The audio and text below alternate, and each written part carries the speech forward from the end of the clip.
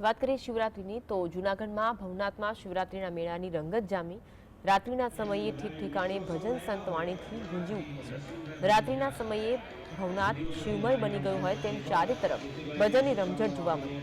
ગત રાત્રે ગુજરાતભરના નામાંકિત કલાકારોએ ભવનાથના મેળામાં ભજનની આરાધના જગાવી। કીર્તિદાન ગઢવી રામદાસ ગોરડિયાએ ઉતારો કર્યો।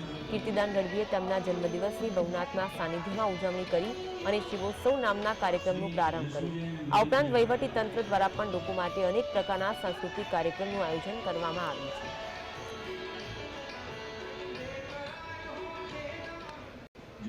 અને એવા દિવ્ય આત્માના એવા દિવ્ય સાધુના આશીર્વાદ મળી જાય તો જન્મારો મારો તમારો સફળ થતો હોય એ અનુલક્ષીને આ વર્ષોથી ચાલતો મેળો છે।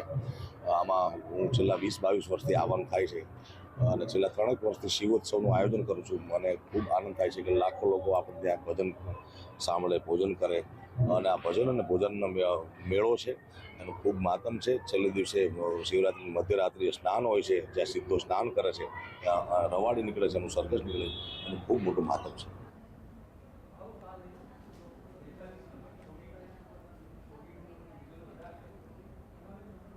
તો જૂનાગઢમાં ભવનાથ મેળાનો પ્રારંભ થઈ ગયો છે। મોટી સંખ્યામાં ભક્તો આવી પહોંચ્યા છે। લોક સાહિત્યકારો પણ ત્યાં પહોંચ્યા છે। કીર્તિદાન ગઢવીએ ભવનાથના મેળામાં જન્મદિવસની ઉજવણી કરી હતી।